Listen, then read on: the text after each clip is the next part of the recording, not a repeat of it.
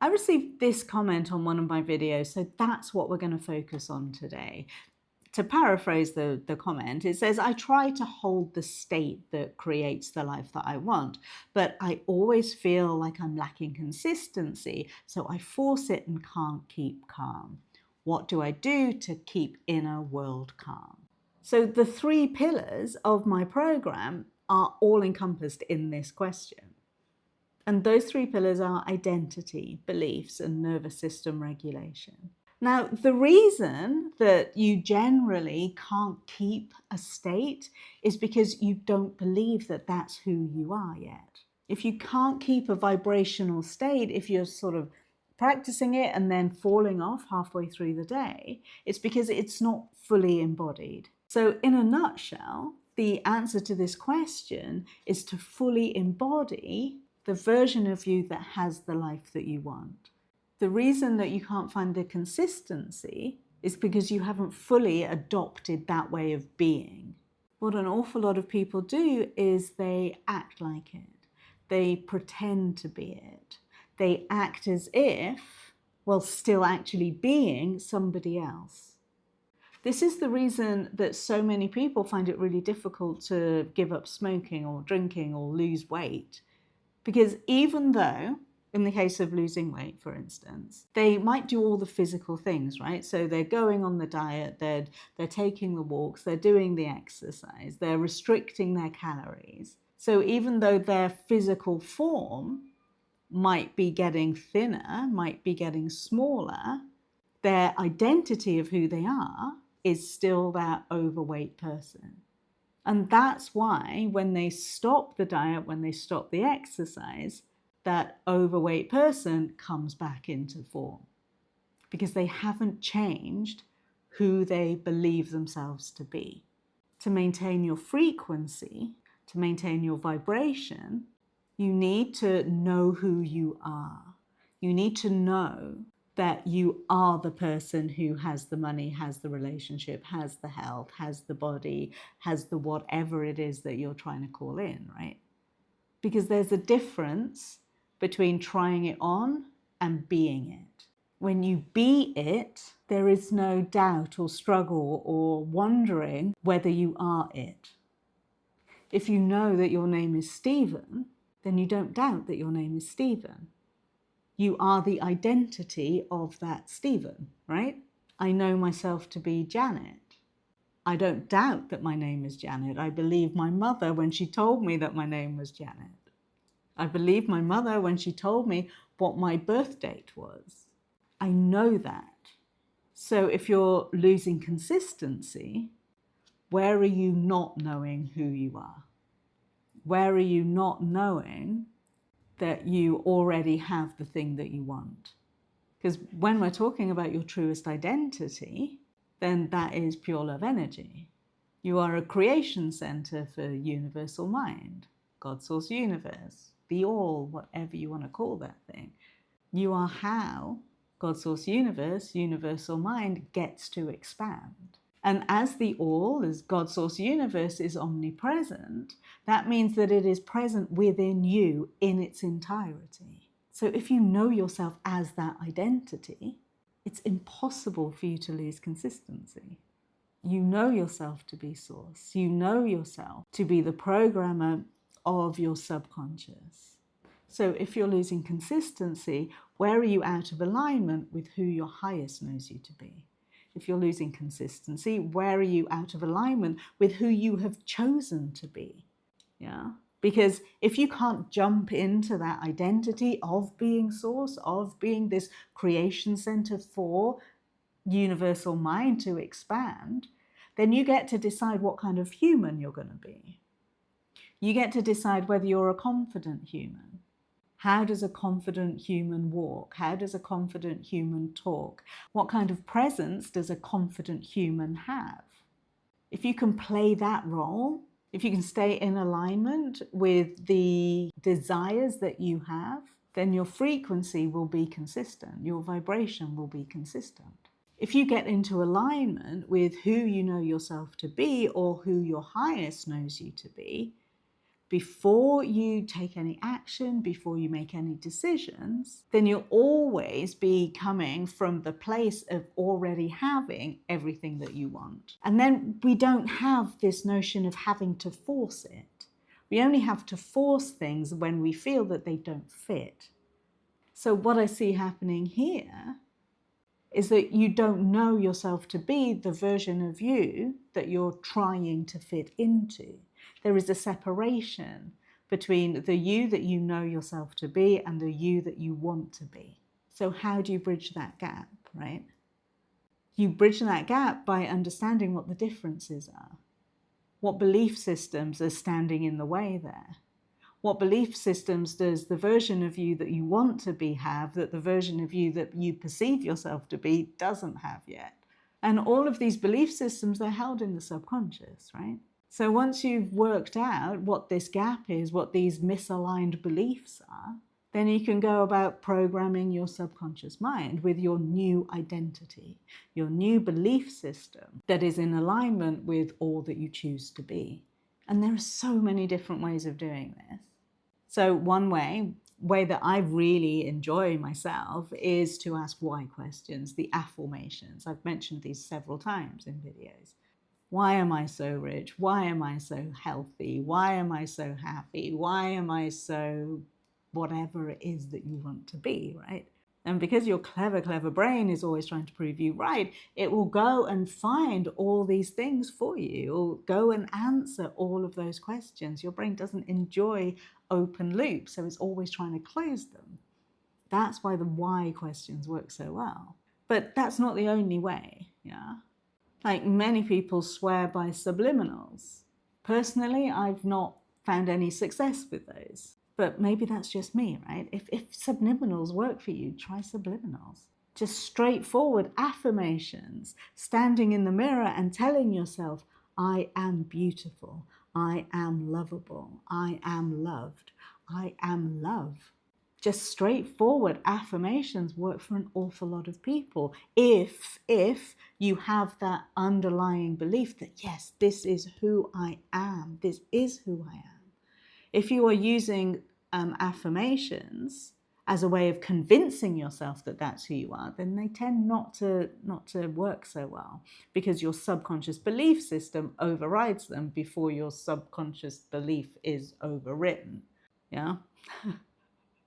But having said that, I mean, there are those people that absolutely swear by robotic affirmations. To me, robotic affirmations are a little like the perpetual dieter.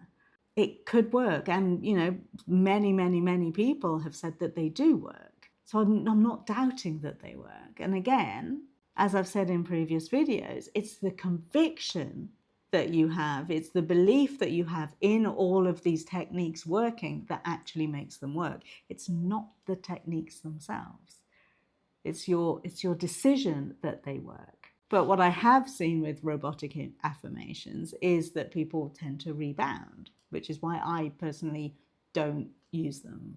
I did try them once though. They were kind of fun, but then they got kind of oppressive. I felt quite oppressed by it. Like, oh my God, have I done enough? Have I said this thing enough times? So to me, it didn't feel like a true way of being. My whole life, everything I teach is about a way of being. And that's why my clients, especially my 6- and 7-figure business owners, entrepreneurs and leaders in their field who come and work in my 12-week program with me, that's why they come to me to help them with burnout. Yeah? It's not just about getting more money. It's about living in a way that feels good. That's where I differ from an awful lot of reality creation coaches and mentors. Because an awful lot of people, an awful lot of coaches focus on the getting of the thing. That's not the work that I do with people. I focus on who you're being to get the thing, right? Like getting the thing is secondary to who you're being, secondary to how you feel about you. But if you're not at that income level yet, then this year I have opened up a whole new way of working with me. You can literally work with me from $55 to 5 figures. You get to choose where you feel most comfortable, right? And I've made a lot of these programs to meet you where you're at right now. But I've worked with enough people to know that if you do this work, then there is no ceiling to your potential, because you are full potentiality, right? That is the essence of who you are. So when you know that, that's when you don't lack consistency. But if I had to sum up this question in 3 very easy steps, it would be step 1, calm your nervous system, 100%. Just do the breathing, do the exercises that get you into a calm state of being. I have meditations on my channel that you can do to do this. I have another video that really goes into calming your nervous system, regulating your nervous system. So I'll put the details to that into the description as well, right? Step 2 is to know who you are, right? Just choose. Who are you? Who are you choosing to be? Who does your highest know you to be? And step 3 is to gain the awareness of where you're going out of alignment with that decision. And you gain that awareness by aligning before you do anything. And you can do it really simply, like asking, okay, who does my highest know me to be in this moment? How does the chosen identity that I have respond to this situation? And then respond that way. And if you find that you've done something that isn't in alignment with that person, you just catch it. You catch that, and then you go, okay, I caught it, not to worry. I'm just going to go back and I'm going to do it the way that I know my highest version of me would respond. And you don't beat yourself up. There's forcing it. There's an element of self-recrimination there, right? There's an element of you making yourself wrong for not being consistent. Well, maybe that doesn't help, right? Maybe your little human is doing everything that your little human is supposed to be doing, because maybe your little human is letting you know that you've got a misaligned belief system. Yeah? If you're having to force it, if you're falling out of consistency, that's your human's way of telling you that you haven't fully embodied all that you choose to be. So don't beat yourself up about that. You thank your little human. You thank your little human for letting you know, so you don't carry on down that little path that you're not choosing to go down. It's all about awareness, right? Just getting aware of where we are, who we're behaving like. That's what this game is all about. And this is the game. This is the game of life, right? We come into this world knowing that we are pure love energy, that we are God's source universe having the experience of expansion through us. Yeah, we're born knowing that we are the center of the universe and everybody has to cater for us. And then the game of life tells us to forget all of that. Life says that we are all the other things that we're actually not. And then the game is to remember all that we are. The more experiences we get, the more we're playing life. Yeah? So don't beat yourself up for having these experiences. You're just playing the game of life really, really well. I really would love you to adopt the belief that you cannot do life wrong, because life is an experience. All the ups and downs and to's and fro's and pleasures and disappointments, they're all part of life. They're all part of the game of getting as much experience as possible along the way of remembering who you are, of getting back to knowing that you are source, that you get to help God's source universe expand. And when you understand that it is all just a game, it is all life's experience, the ups and downs of life don't affect you so much because you're not as closely attached to them. That doesn't mean you don't get the pleasure, and it doesn't mean you don't get the pain, but you understand it's just the law of rhythm. You understand that You get to choose which end of the pleasure and pain pole you choose to focus on, right? So if you're falling out of vibrational frequency, if you're lacking consistency in maintaining that state, just pay attention to what's going on in your life. Pay attention to the thoughts that you have and where your focus is, what you're focused on. Are you focused on all the mistakes that you've made, or are you focused on the desires that you have? Yeah. So the workshop that's happening at the end of February, so the last Saturday of February, we're going to be expanding on this a little further. And the focus is going to be living in your chosen identity. We're going to do some really cool exercises that will help you to do that, help you really embody who you choose to be. So I invite you to sign up for that. The link is, as always, in the description. And in the meantime, you're going to find another video just there. So click on that one next, and I will see you next time. Bye.